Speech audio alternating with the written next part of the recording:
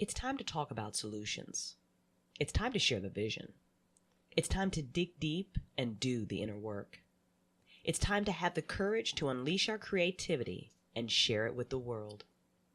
I am your host, Crystal Storm, and in this podcast, I interview author of Blessed Are the Weird, a Manifesto for Creatives, Jacob Nordby.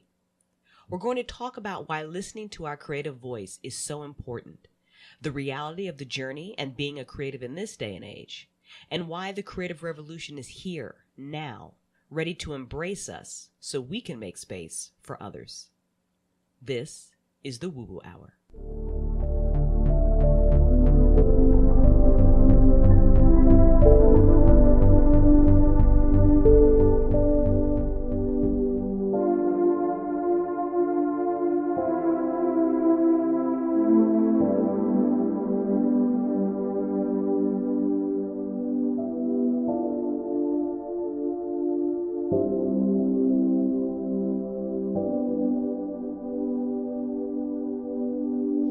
Hey, creatives and blessed weird people. Welcome to the Woo Hour podcast. I am not going to talk very long because I want you guys to just jump right into this and hear the amazing conversation that I had with Jacob Nordby, which was absolutely phenomenal. Just a very few quick updates for you guys, and then I'm going to play it.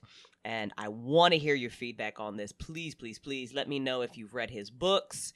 Sound off in the comments. Let me know what you thought of the interview. Let us know what your journey has been being a blessed weird person and which one of the archetypes you really resonate with. So first up, I did a video book review of Jacob's book that you can find over on my YouTube channel. That is The Mind of DCS over on YouTube. And then I have also got a Patreon page up and running. If you want to support the creative content that we put out here on In the Mind of Crystal Storm, that helps me with these Woo Hour podcasts, with all the writing, with the book reviews, with all the other content that we do. So you can check that out over on patreon.com, Mind of a Creator. We have a bunch of guests lined up for the rest of the year that I'm really excited to talk to. I will get you guys that schedule out as soon as dates and all that good stuff are confirmed. And if you guys want to know when all the different content that I put out is coming out, there's now a publishing calendar up on the site that'll let you guys know when the Woo Hour podcast comes out, which is the first Monday of every month, when the book reviews come out, when all the fan fiction stuff comes out, when I share book 3 scenes with you guys, all that stuff. It's now on a publishing calendar so you guys can review it and you know exactly when it's coming out. You can also sign up for my email list. And you can subscribe to each blog, so that way when new content comes out as well, you'll get a post and it'll immediately let you guys know. I think those emails go out every morning to let you all know when there's new content up on the blog, so you've got that and you're ready to go. And as always, love hearing your feedback, so do not hesitate to give it to us. All right, you guys, here it is, the interview with Jacob Nordby. So excited to share this with you, and I will see you guys next month. Talk to you soon. I am sitting down to talk today to Jacob Nordby. He wrote Blessed Are the Weird, a Manifesto for Creatives. And guys, this book is so much fun. It's great. It just spoke to me on so many different levels. I tore through it. I have notes in the margins. I have pages bookmarked. That I've beaten up my poor Blessed Are the Weird book, but it's okay. To give Jacob a quick introduction, he is a storyteller, thinker, and adventure seeker whose many quests have led him to a deep fascination with life in all of its weird splendor. He's written the award-winning novel, The Divine Arsonist, which I definitely need to grab, and a nonfiction title, Blessed Are the Weird, a Manifesto for Creatives. He is the founder of the independent Manifesto publishing house. He lives and works in Boise, Idaho, where he is now actively plotting new novels, which we are going to get into at some point as well. He really hates writing bios, and he loves life. I love that. Jacob, thank you so much for sitting down to talk to me.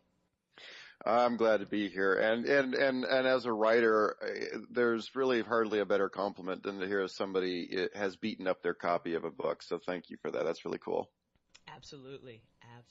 Jacob, I've got some tough questions for you today. They're not really tough. I'm teasing. But let's start with your journey as a writer. Let's start with that. At what point were you like, this is it, I'm a writer, I'm going to do this, I'm going to write all the books? It's funny, Crystal. I'm sure you've had moments you can look back in your childhood and go, oh, that was a breadcrumb. I call them breadcrumbs on the path, and I had a couple of moments in childhood where I'm like, I know what the fuck I want to do. I want to write books because I was in love with books as a child.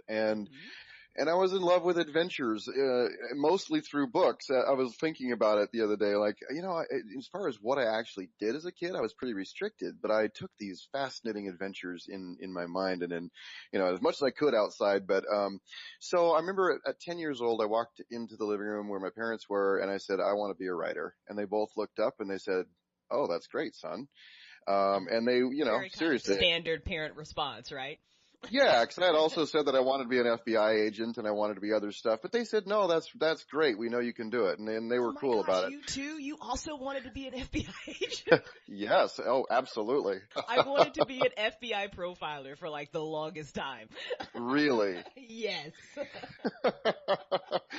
Well, there you go. Yeah, my brother and I actually started a club, that was set up around the idea that we were, detectives, and we actually had, case files on some of our classmates. Oh my God. Sketchy ass characters they were, and we should have hung out with you guys when I was a kid. Oh my gosh.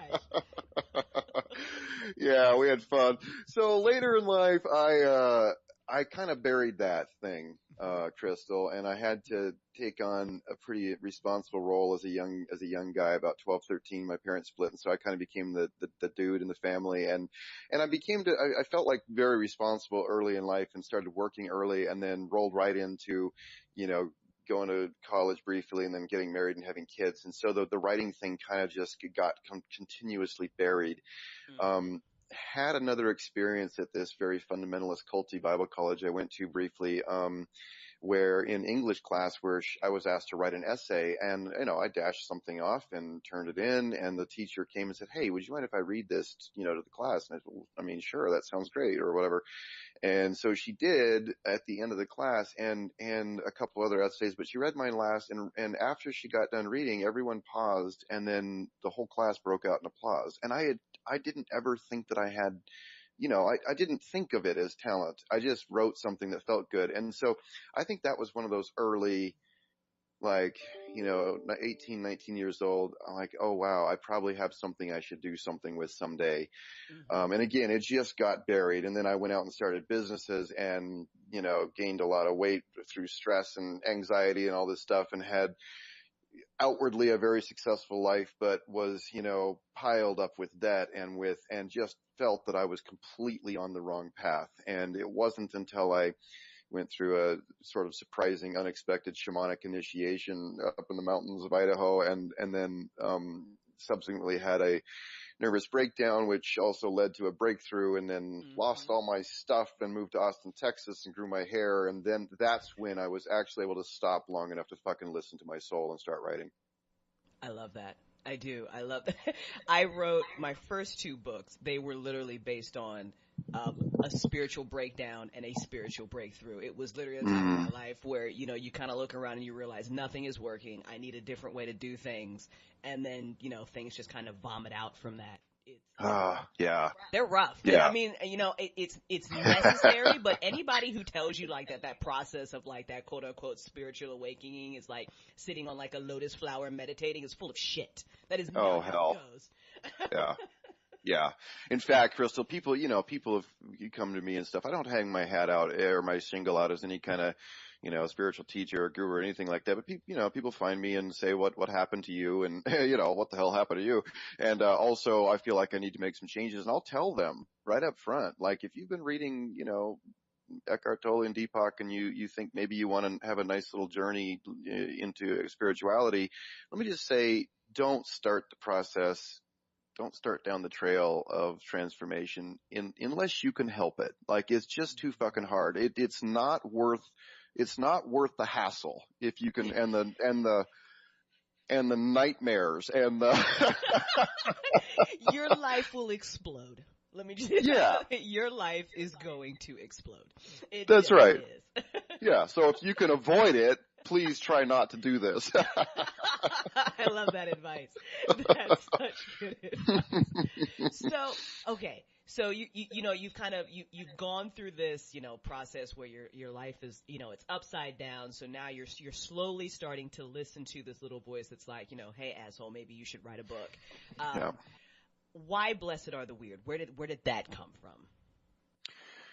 Good question. And actually that tap on the shoulder was almost that rough. Like, hey asshole, It's very insistent. It's like a kick. Yeah. It wasn't any kind of, the muse showed up with steel-toed boots, So I was writing my first book, The Divine Arsonist, and that was this, just novel. But I was kind of poking at it, and I could feel I was afraid of it. I'm sure you understand that.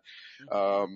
And so I was working 2 or 3 part-time jobs just to kind of keep my kids fed and stuff in Austin, Texas, and I used to be this CEO guy, and all of a sudden I'm driving around in a Honda Accord carrying boxes back and forth, from a warehouse to this office of this government place I was a contractor for.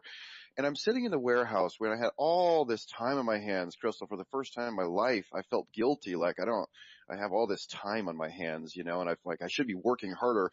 But something about that time in my life, soul, whatever we want to call it, knew that I needed to sit the fuck down and actually become open in a new way. So I had this job and I was sitting in this warehouse, and it was just me and a bunch of boxes, and it was so lonely and deserted that even the spiders got discouraged and died or went away. I mean, it was just me. And I was bored and of course going through a lot of, internal trauma and crazy stuff, as I know you can imagine. Mm-hmm. And I got this tap on the shoulder that's like, you've been waiting all your fucking life to write, and now you have this space. Are you going to waste it on Facebook or whatever, or are you going to actually use the time you have right now for the first time and actually start writing? And that's when I wrote most of my first book in bits and pieces in that warehouse. Mm-hmm. And that was the time, Crystal, for the first time where I got to put down my armor, my normal life armor. And I had felt like a fraud all of my life, even though I worked very hard and I wasn't cheating people and I was doing my best. But there was something real in me that had not been able to be expressed my entire life. And it was this sensitive, awkward, whatever, this connected, all the antennas on, but I had this whole shell built up so I could sort of navigate the world, but it was this heavy armor and it didn't work, and it just exhausted me, and that's what eventually led to, breaking down and breaking through. So at some point I was driving, again, I was still living in Austin, and I was driving somewhere, and the words, "Blessed are the weird people," just those words showed up, and I started kind of riffing on that inside, and it was like, oh wow. And that was about me, Mm-hmm. Blessed are the weird, because I felt so weird, but I also, for the first time in my life, I got to be that without anybody knowing me, because I didn't know anybody in that town, and nobody cared about who I had been so my story didn't fucking matter. And so I pulled over, and I dug around and found an envelope somewhere in my car, and I scribbled out the rest of that little bit, blessed are the weird people, the poets and misfits and mystics and painters and troubadours, and writers or whatever it was, for they teach us to see the world through different eyes. And that's where it happened. And then I think I went home and put it on some picture and posted it on social media somewhere. And I had written a lot of, strange stuff and posted it, and I usually got like very little response. And so it shocked me to come in the next day and find out that, it was taking off, and then it really took off. And then I started seeing other versions pop up. And then, over the years, it's been shared millions and millions of times. And I kept trying to walk away from it because it was such a private thing. I'm like, I don't know that I necessarily gave that to the world. I didn't do it so it go viral. I was happy that other people felt that way too, though, because then I started to feel less alone, right? Absolutely. I love your journey. I really do. I love it because it's so real. In that, gosh, oh my goodness, so many questions. And I really love how you said that you had to take off your armor to do that. And that's going to segue into some other questions I have for you, because, it's hard for creative people, especially because, we live in this world that's not quite built for us. I mean, we want it to be, and, weird people are, accepted, and we love them. We love our singers. We love our writers. We love the mystics. We love the heretics, the painters. We love all these people. But at the same time, the world isn't, like, built up for that. I mean, I think if anybody just thinks about their childhood and, when you ran over to your mom and you were like, Mom, I want to sing, or Mom, I want to write. Like, if you had a really good parent, they were like, oh, that's great, honey. And they kind of patted you on the head. And of course they encouraged you to, like, be creative. But at the same time, they still expect you to grow up, get a job, get health insurance, be able to pay the rent, that sort of thing. And when you're a weird creative person, those poems and writings and paintings don't always do those things. So it's it's a very, very delicate balance to kind of, and normally we close off the weird because, it can't quote unquote support us. So we just let that part of ourselves die. Yeah. Yeah. Well, and to me, the death is the problem, right? The numbness, the shutting down. It sounds like you've been through that, so you know exactly what this is all about. Oh yeah. I mean, absolutely, because I kind of grew up like that too, where supported, like anything I wanted to do was absolutely supported. I mean, my mom is great; she's absolutely wonderful. But at the same time, there's that, that real world, balance, because she was like a single mom and had like 3 kids, so she knew what it took, right? And she's kind of still supporting us as we stumble and find our way. And I'm 37 freaking years old, so like, how that goes. So yeah, my journey is, it's ongoing, because right now I'm in the process of, can this creative drive, this thing that I want to do, this things that I speak to my soul, support me? Can it be what I need it to be? So yeah, absolutely. I completely resonate with that. So go ahead. Nope, go ahead. I'll jump down that rabbit hole later if it comes back up. Absolutely. I know it's a deep rabbit hole. We could spend like 2 hours just talking about that. Let's talk about the word weird. Because it's great. And, you defined it as, in one of the interviews you did, you said, weird to me just means a different way of seeing the world. It means that gift of an anomalous perspective, which opens a peephole of genius perception, which I love. And then you also talked about in, I believe it's chapter 10, you said, when you started like having your Facebook page about like being weird and stuff, and people were putting just like randomly weird shit on your wall. Like somebody's got a mohawk and like, a pierced nose, and you're like, that's not quite what I'm talking about, guys. Yeah. But at the same time, I mean, people who aren't those people maybe seeing the world differently. So, what is weird? What are we really talking about here? When I boil it down for myself, Crystal, it's this relentless, ruthless, insatiable desire for something real. And when I see people who are, doing a lot of external, like, look at me, how weird I am, it sometimes feels contrived. Like what you just said, all the piercings and whatever. But here's the other thing is, like, I've seen people walking down the street who were so ruggedly them that whatever it was they were doing was great. Like, it felt real. And it's not up to me to judge, but my point is, the core of this is we're all on a journey. Each one of us is to find out what's real for us. Some of us have more of that relentless, ruthless insatiableness about us that says, I can't fucking stop until I figure it out. So I see people who are trying to get real, and a lot of times what they're doing is they're trying to find belonging is what they're trying to do.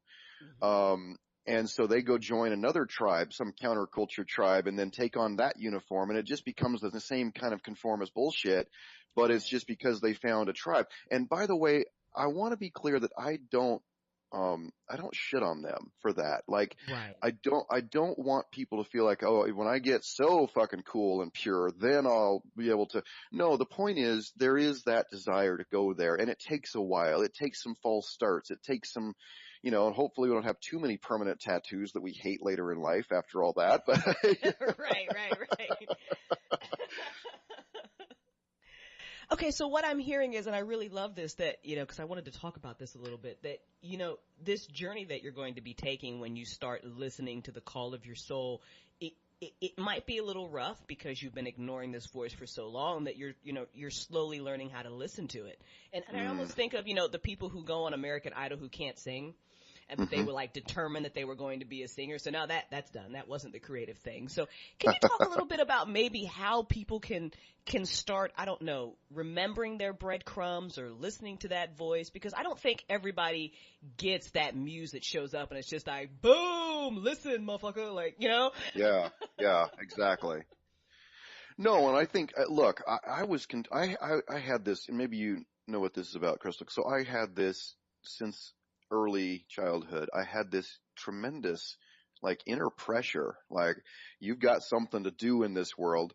And with all of that, like, I had friends, lots of friends who, they didn't have anything to do. They were chilling out and being kids and having fun. And I envied them because I had all this, like, okay, I need to go do this. And then I would go do that. And that wasn't the thing. And so, and then I saw people who, by the time they graduated high school, they were clear. Their life path was going to be law hmm school, and they were going to go do that. And they went and fucking did it. And now they're, in their 40s, and they're doing great financially. And that fits them just fine.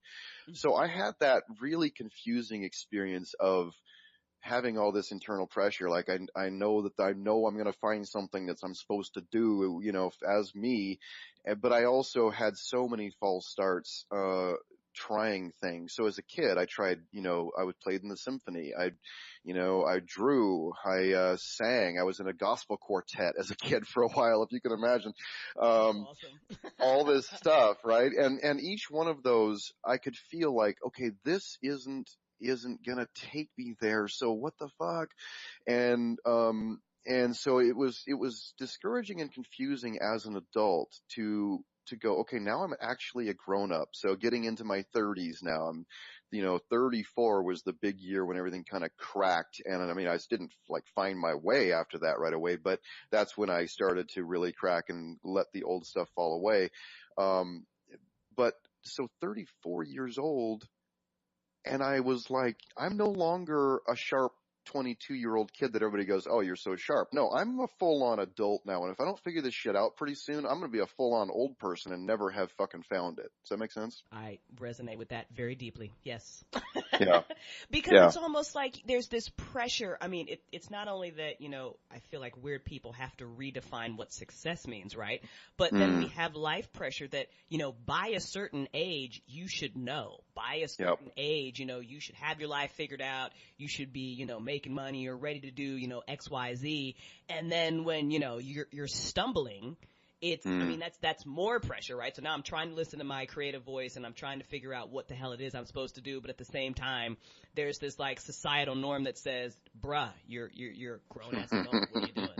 What's going on? Yeah. And by the way, now, at least in my case, now you have kids looking at you going, I don't Right. think I can follow that dude anywhere because he clearly doesn't know what the fuck he's doing.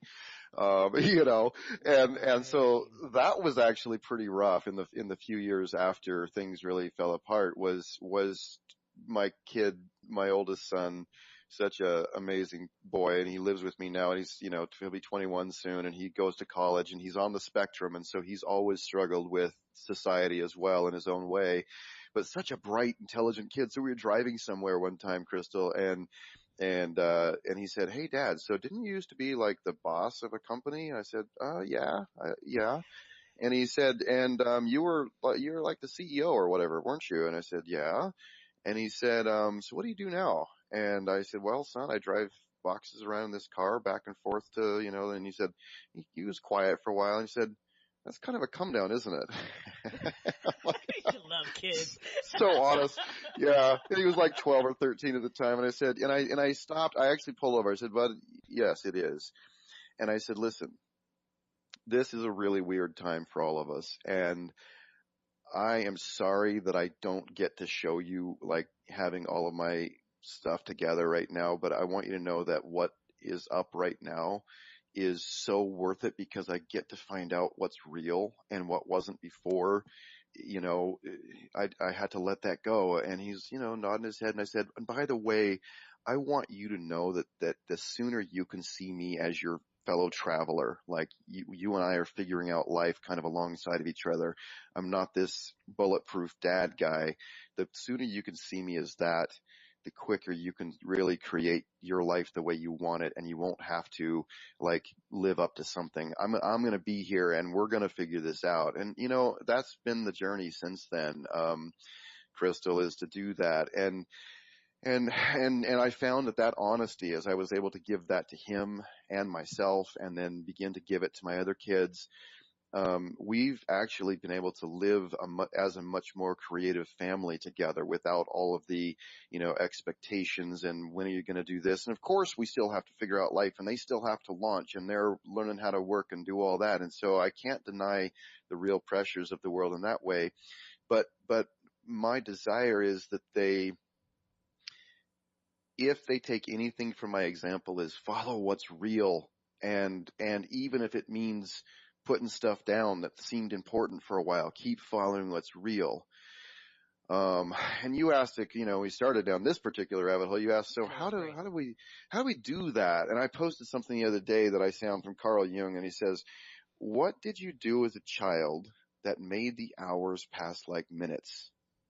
Herein lies the key to your earthly pursuits. And I was surprised, Crystal, when I posted that, how many people commented underneath it, and they told the story of what they did as kids. And then some would come back and say, okay, yeah, that's nice, but I can't play in trees for a living. Right. I love it when people keep it real like that, though, because that's fair. That's a fair comment. Totally. And so I bring it up right now to say knowing Carl Jung's work as I do, I feel like would say, yeah, but it's a clue. What is the archetype? What is the symbol? So I read for hours, and I explored for hours, and I dreamed and came up with, and my brother Nate and I, who were 2 years apart, often had to share rooms because we were very poor and moved around a lot. So we were kind of this mendicant traveling family, it felt like, but we had this really tight little tribe of us. And so my brother and I would lay in bed at night, and Crystal, and we would tell each other stories for hours and hours until one of us would fall asleep. And as one was falling asleep, he would mutter, to be continued. And so we used to say, TBC, and then we'd pick it up the next night and do it. So my point is going back and following the breadcrumbs. So what Carl Jung is talking about here is don't look at it with the hard vision, literal vision of adulthood and say, well, I can't climb trees for a living. Well, maybe you can. Actually, there are some jobs out there like that. But what are the symbols of it? What is that breadcrumb? What does that mean more like in a dream state? Like what is it? So that will actually lead me back to my heart, back to what feels exciting, what feels real. Does that make sense?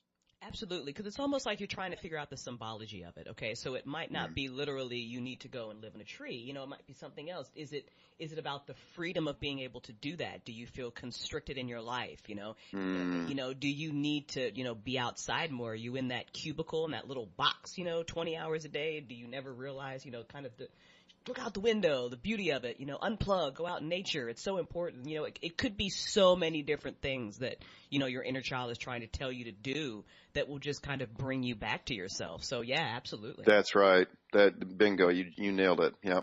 Love it. Okay, so we're having this really wonderful discussion about there's this creative drive inside of us. We need to kind of talk about it, listen to it, answer it, that sort of thing. And hang on, I need to go into my little bookmark here. Stand by. So many of them. I want to talk about why this is so important. Because in one of your last chapters, I believe it's called Leading the New Renaissance. So you write, I can't change the world or solve its problems. That's too much. It's too big. But I can turn and honestly face my own problems, fears, and pain. I can learn to love myself. I can love and serve those within my own arm's reach. I can turn my own life into art. Somehow, when I do this, my life is enough, and I have done my part. And that's wonderful, and it's very feel-good, and I love it, and it completely resonates with me. But you also talk about in this chapter about how there's some good news that this kind of renaissance, it's happening everywhere and not just in the arts, that weird people are coming out and changing businesses, science, and even government.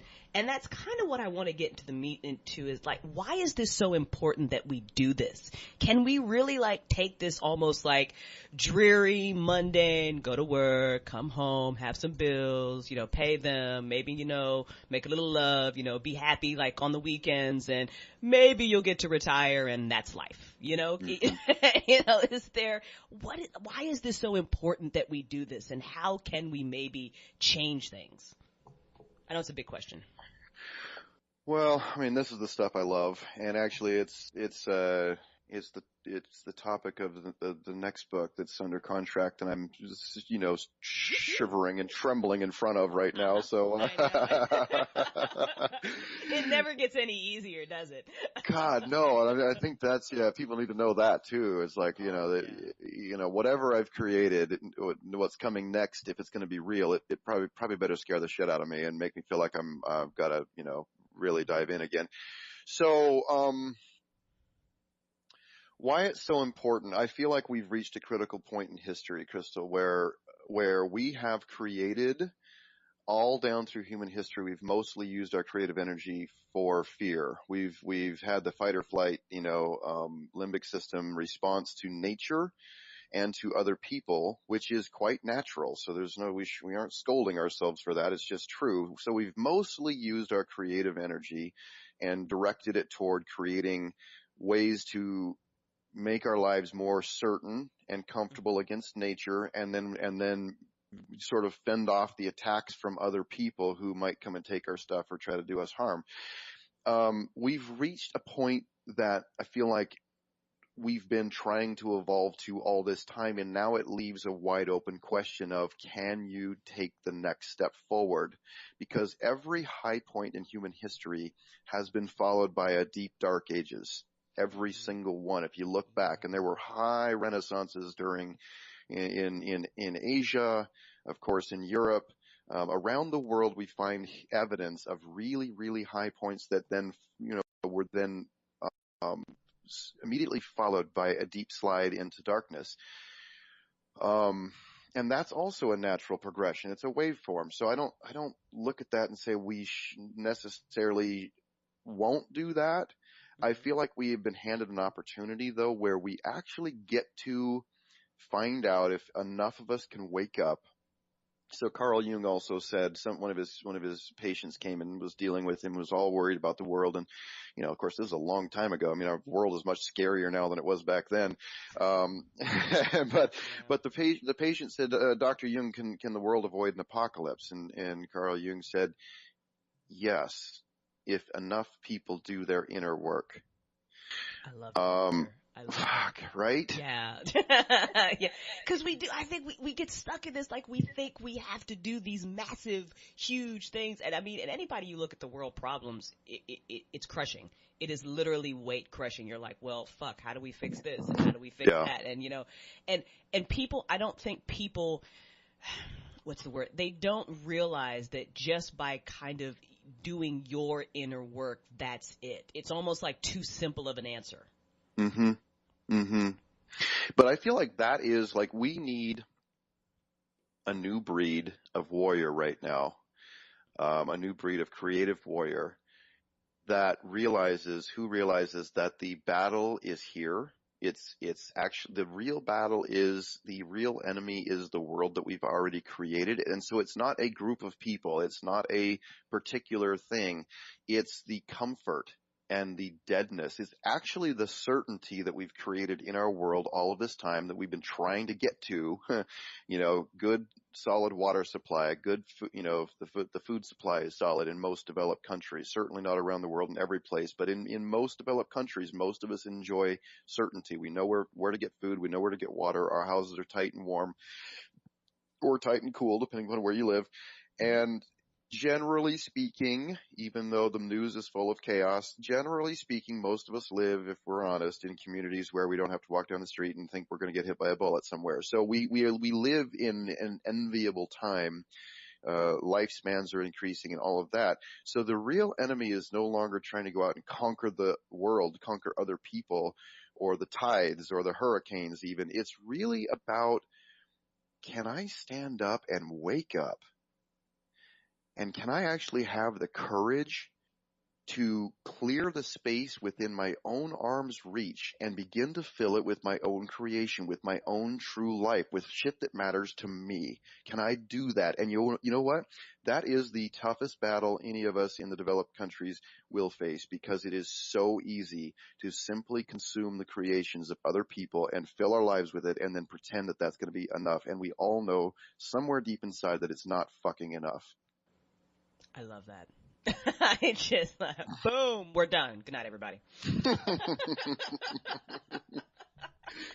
But it's such a battle, isn't it, Crystal? I mean, it's such a battle. It's every day, and it's exhausting because, I love keeping it real here because, I get it. You're a dad. You've got kids, I'm just me and a dog, and it's hard as hell for me. So I can't imagine how difficult this process is for somebody that's got, like, little people looking out for you, right? So we get it. Life is tough.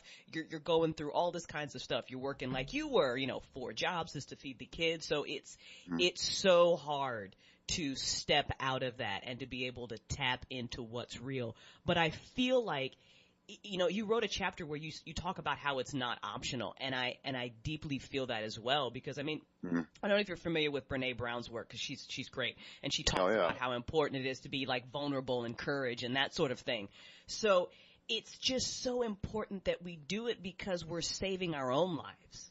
And we've just got to find a way to do this, because I feel like if we can fight the battle, as hard as it might be, it's weird how it opens up doors and how things subtly change. I feel like, you and I, we just tend to be like, that's just me. My life will always be that level of extremes. I will always set fire to everything around me and have to rise from the ashes. But I feel like other people's journeys don't have to be that intense.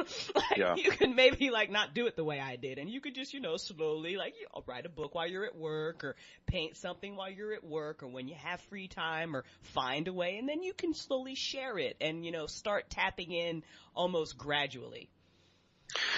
Yeah, that's right, Crystal. And actually, I love that, because, and that's actually something I had to face in myself, was this deep-rooted belief that I would have to always tear down everything in my life to stay real. And that's been something I'm challenged with now, because I do have more comfort in my life. I do have, extra money and a job that I love, and, and a great car, and, all this stuff. And so I could feel the encroaching wolves of comfort, circling me. I'm like, oh shit, am I going to have to tear this down?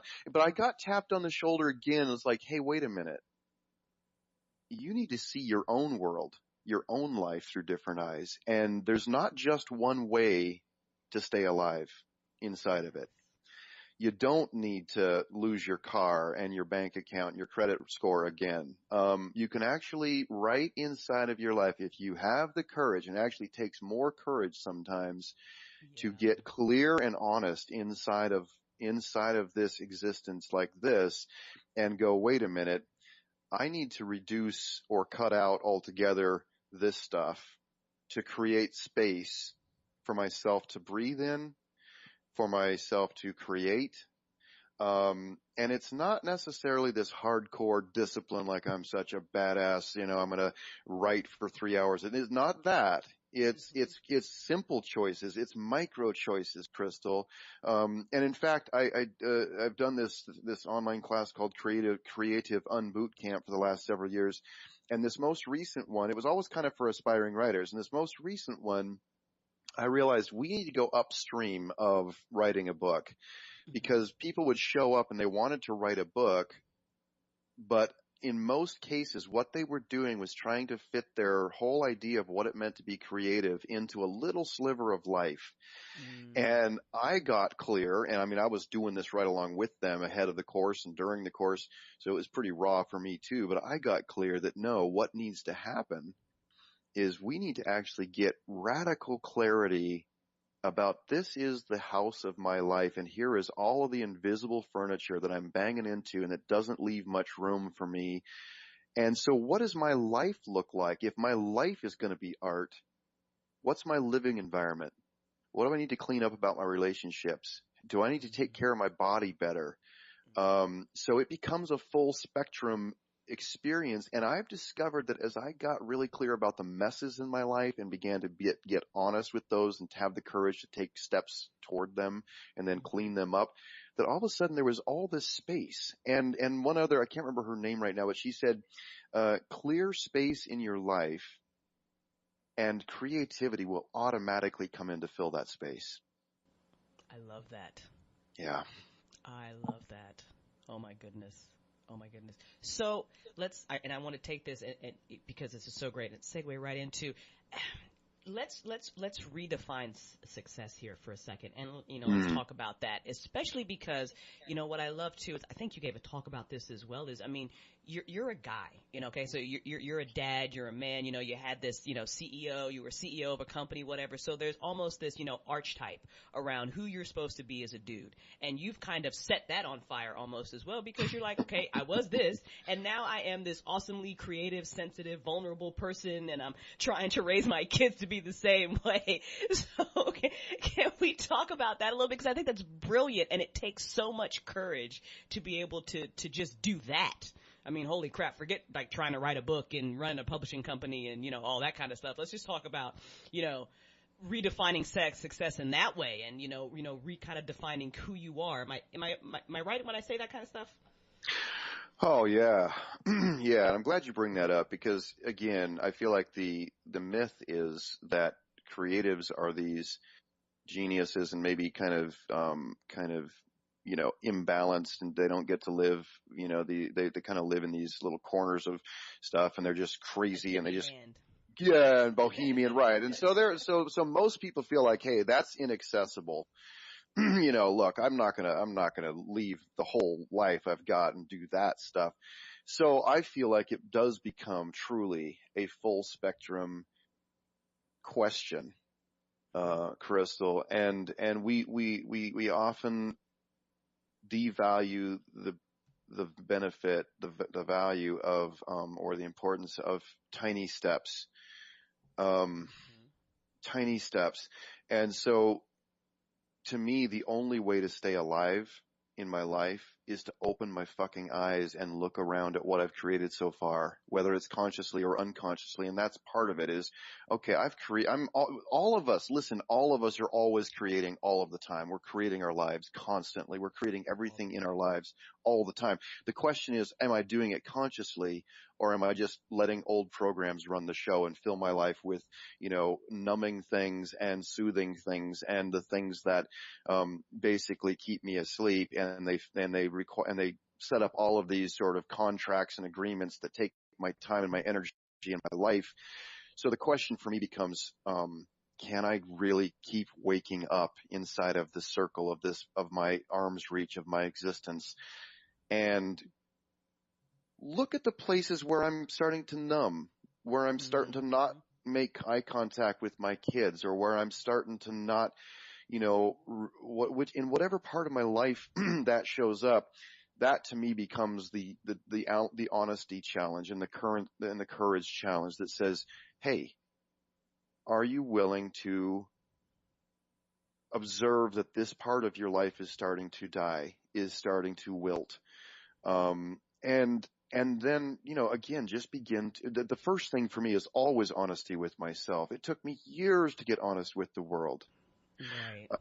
Right. And so if I can start here, if I can speak honesty, truth inside of myself first, even quietly, even in a whisper when my voice is shaking, like I need to do something about that.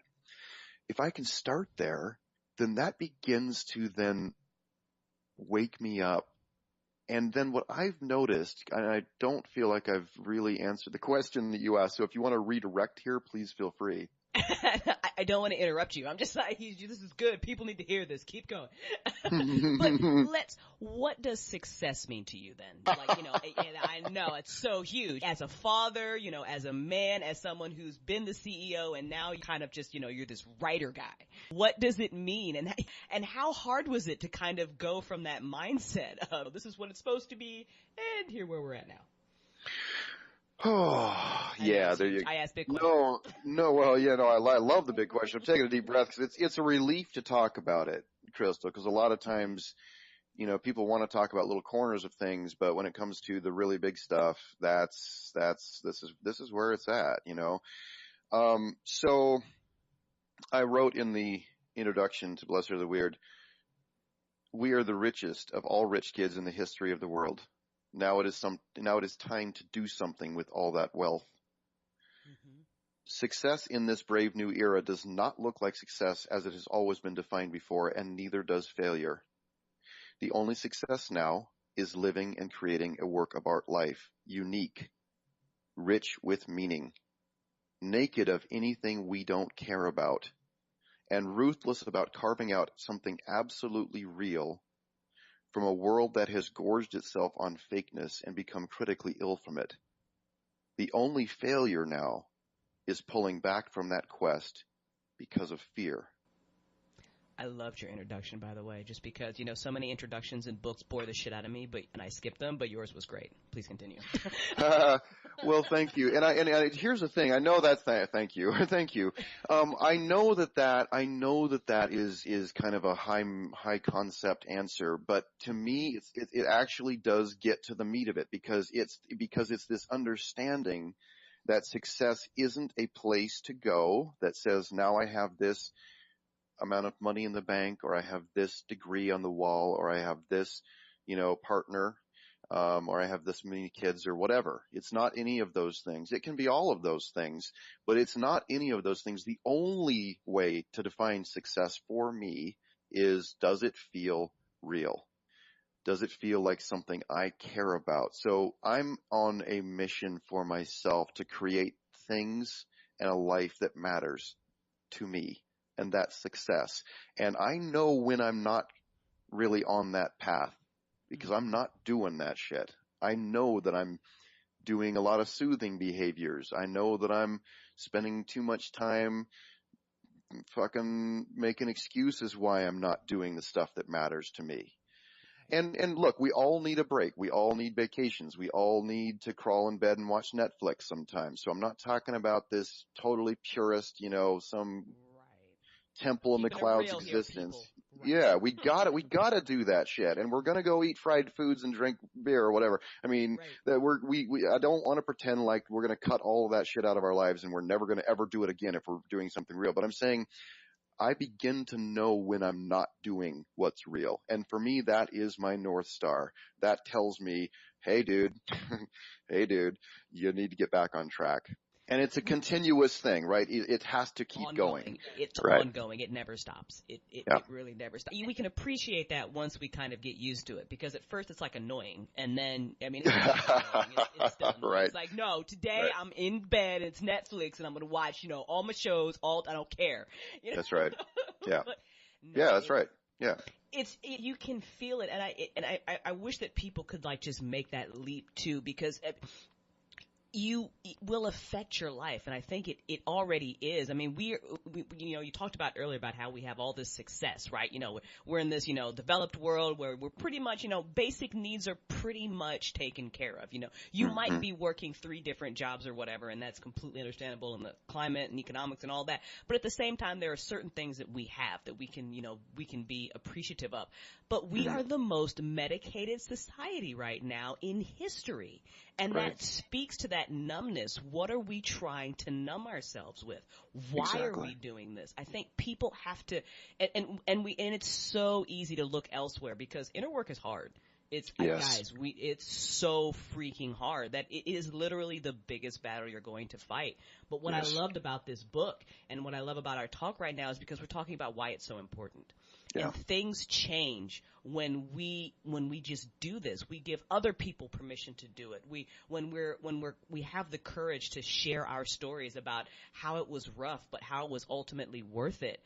That's how we slowly but surely turn things around, because the weird people are who is going to make space for the other weird people, and that's how things change. That's it. Yeah, you nailed it. Real quick, I want to talk about two. So you're a writer, archetype, but I resonated with a couple of archetypes in this book, and I'm curious what other ones you kind of resonated with, Will, because I think people will. Like, you won't just be one thing. Yeah. Right.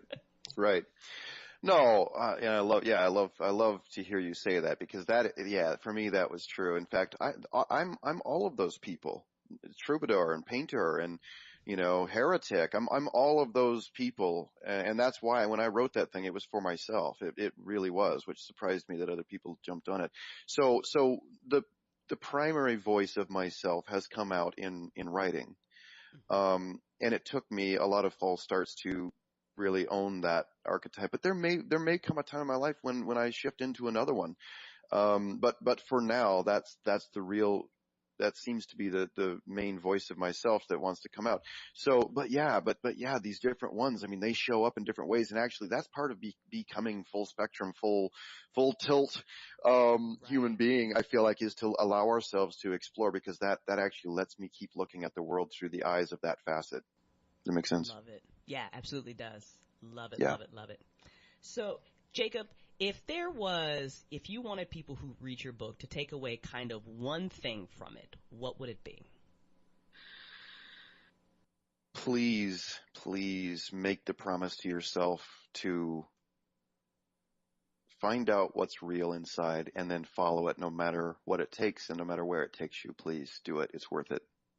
Love it. Jacob, we're running out of time here. I could literally talk to you all day. This has been so wonderful. I love this conversation. It's been so great. Please tell people, kind of about your upcoming work, the creative boot camp, if people, when that opens up for people. Just plug the heck out of yourself here. Thanks. All right. Well, so if you want to read an excerpt from Blessed Are the Weird book, you can go to blessedweirdbook.com. You can send me a note and I'll make sure, or you can join once you get the excerpt, you're kind of on my mailing list. And so I'll make sure you know about the upcoming online events and stuff. But one thing I'm really excited about, Crystal, and maybe you can join us for this, is this big creative reboot event that we're creating and putting together in Santa Fe for September of 2018, 14 through 16. Yeah, I'm so excited about this. Julia Cameron. Have you ever read or worked with The Artist's Way at all? I have not. I feel like I need to. I'm writing this down. Well, she's kind of the godmother of the creative revolution that started, in the 60s and all that. So she wrote The Artist's Way, and it's become kind of the Bible for a lot of writers and other creatives. And there's some processes in there. Anyway, she's elderly now, but she's, still such a powerful voice and does great work. Anyway, she's going to be one of our teachers, at this big event. And then we have some really other cool people who are lining up now. So we'll be talking more about that. But this, to me, Crystal, is the beginning of a new creative revolution, and it's still in the formation. This is truly a new thing for us. And so I just want to say thank you to you for making space for this conversation. Thank you for keeping it real with your audience, and to everyone who hears these things. Thank you for paying attention to what's alive in you. Thank you for listening and for being nearby. So it's really not about me. It's about all of us. And I know we can do this. So really thank you for this time today. Guys, please make sure you go and visit Jacob's website. Definitely get on his mailing list. I also did a video book review of Jacob's work where I just, I had so much fun with that book review. It was so much fun. It was great. So check that out as well. Listen to this podcast. I will be waiting very impatiently for your next book, even though I completely understand the writing process. I get it, but I'm still impatient. I don't care. I'll hurry. Real quick. Hey, so Blessed Are the Weird comes out on audio for Audible on January 24th. So it's up for pre-order right now. fantastic. And if you don't like reading and you just want to listen, I'm not judging you. Get the audiobook. That's fine too. Go and get it. All right, everybody. This concludes our Woo Hour podcast. Thank you guys so much for listening. Please go and pick up Jacob's book. You can get it on Amazon. You can get it off his website. It's literally everywhere you Google it, you will find it. And we will see you guys next month with our next guest. Take care, everybody.